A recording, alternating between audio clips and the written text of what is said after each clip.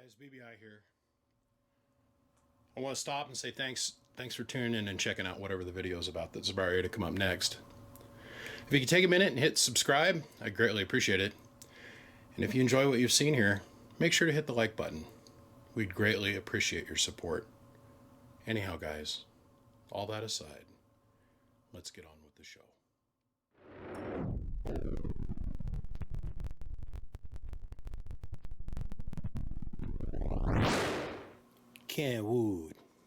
Kenwood. So what we got here, gentlemen, is a TL-922A.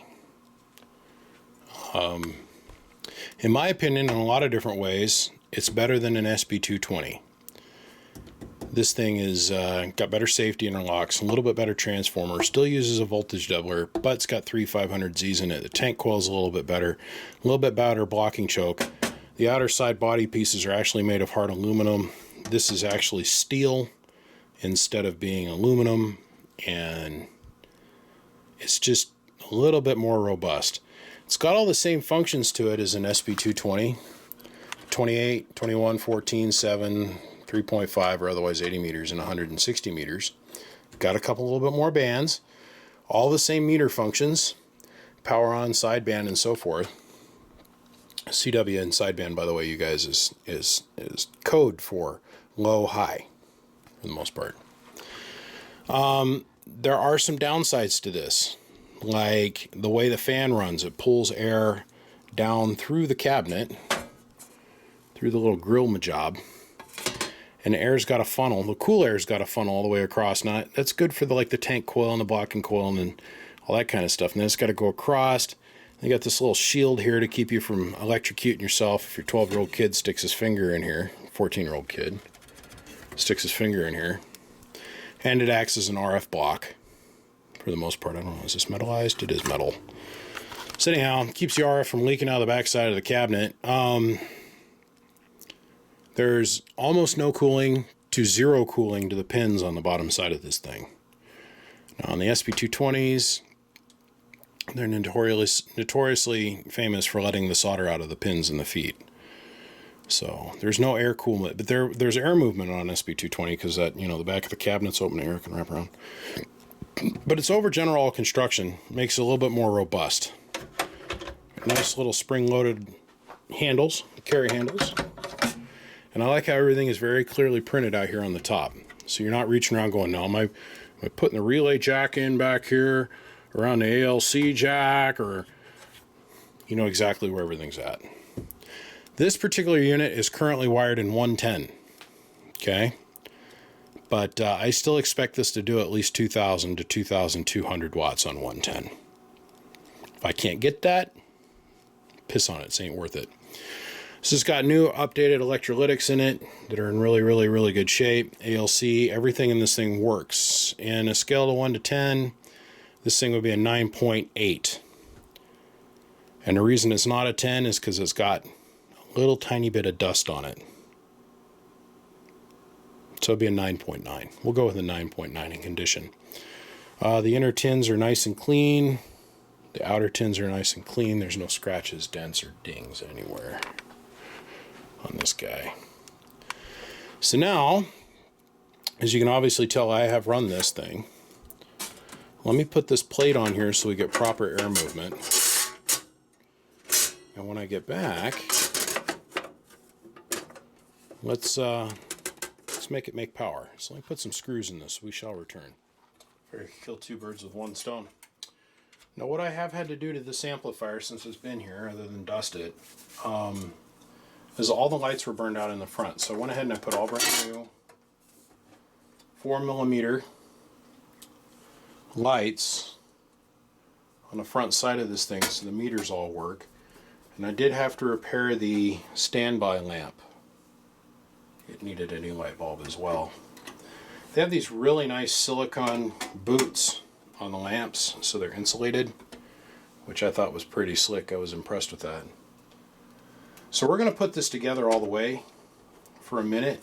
We're going to run it, because as soon as I'm done with this thing, I've got to take everything back off again and pull the tubes out. Because if you didn't notice by the intro portion of this video, This sucker is for sale. I don't want to keep this here. And I've got 3 more here I got to do. 2 are for sale and 1's for repair. There's some pros and there's some cons to this thing. It's got a little bit better band switch in it than an SB220. This is true. The con is no pin cooling on the amp. The 3500Z pins are not cooled on this little guy for the most part. Other than the tubes, there's really no crossover in components. Everything is built differently between this and the SB220, but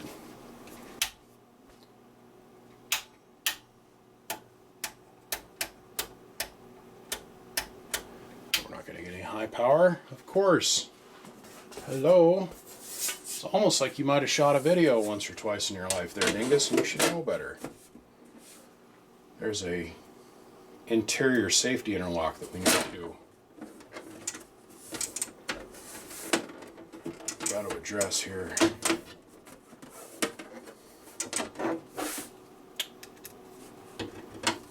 Like, why don't I have filament? Why is the fan not turning on? What did I do wrong? I just forgot to.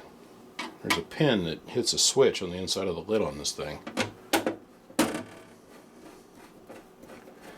I don't know. I love the SB220 because it's the ease of operation and work. Like, you can work on it fairly easily. If it was me personally, I'd have one of these units. I would.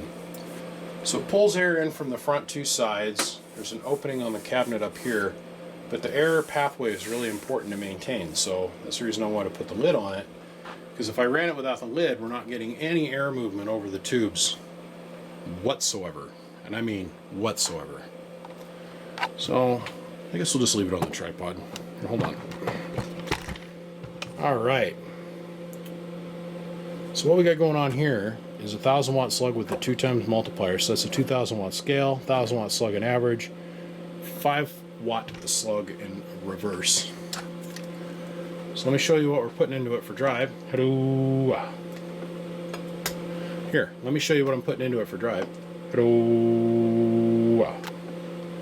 Too hot. 220 watts. Let me back this up.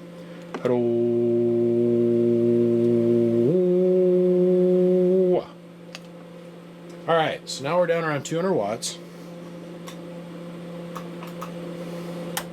Click the OPT switch on.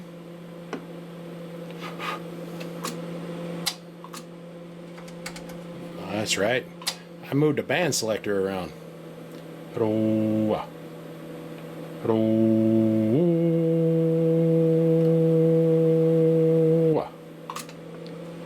Shoot, man, what am I putting in the sucker for drive? 200. Okay.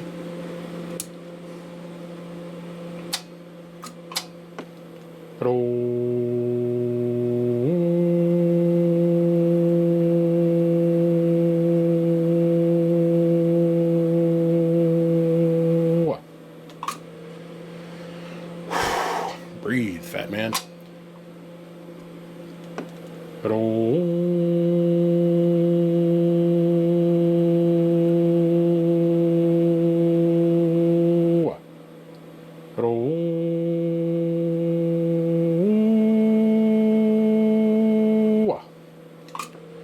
$2,000 with 200 going in. 200-ish. I mean, that's a tremendous dead key. Let's go back to 1000 watt position. That's a 600 watt carrier. Look at the average meter. Standing dead still. 500 watts. Alright. Let's pause this sucker. Let me take it off tripod. Alright. So, 1000 watt slug in a 1X position. 220 watts.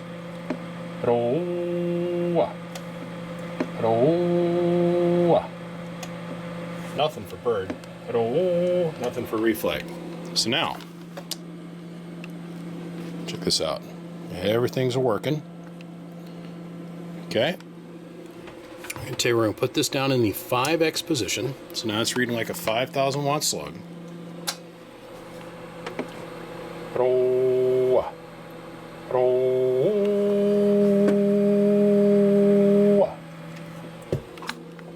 Burying it. 2,400 watts, peak power. Now we're going to put it in the 2x position just like we were before. On the stop peg.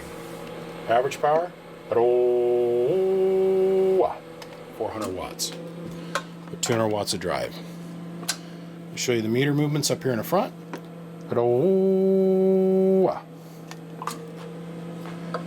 And we're going to go to low mode now, which is 2,000 volts on the plate.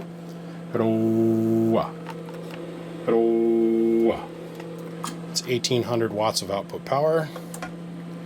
See how close we are on the RF power meter. We're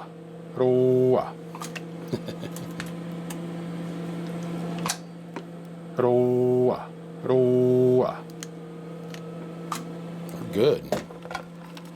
Everything on this thing works. Now here's the other thing I like about Kenwood. Amps off. Fan's still running because everything's hot. It's got a little timer in it. It'll just kind of count down, then it'll shut off. So guys, this sucker works in all bands and all modes. Whoever purchases this, if you need me to make it operate for you in 160 through 10 meters, I will gladly do that. I will shoot you a little private video. I'm not going to drag out my ICOM 7300. Now, I did just recently purchase one, and I'm waiting on the mounting bracket to show up, and it's going to sit right here.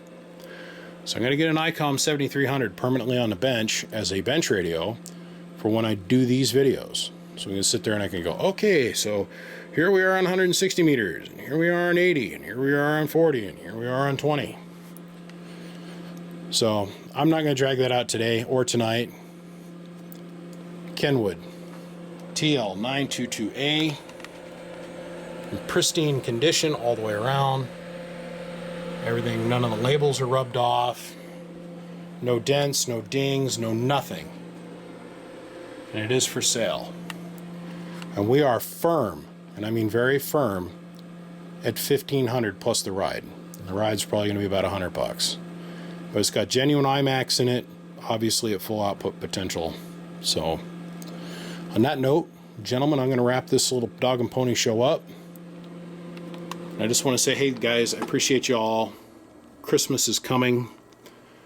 And if I don't hear from you, you don't hear from me again, but you will. Because I got a couple more of these I got to do. But if I don't get to talk to you between now and then, I want to say Merry Christmas and Happy New Year. And on that note, I appreciate y'all tuning in to check out to see what I got going on. Now I got to strip this duck bucker apart, take all this stuff apart, and I got to pull the tubes out and get them boxed up, because I'm pretty sure somebody's going to want to move on to this pretty quick. Pristine mint condition. Mint. No scratches, no dents, no dings anywhere. TL-922A, $1,500. Give me a call. Bump bump from the biggest duck in Idaho. I'll see you, bye.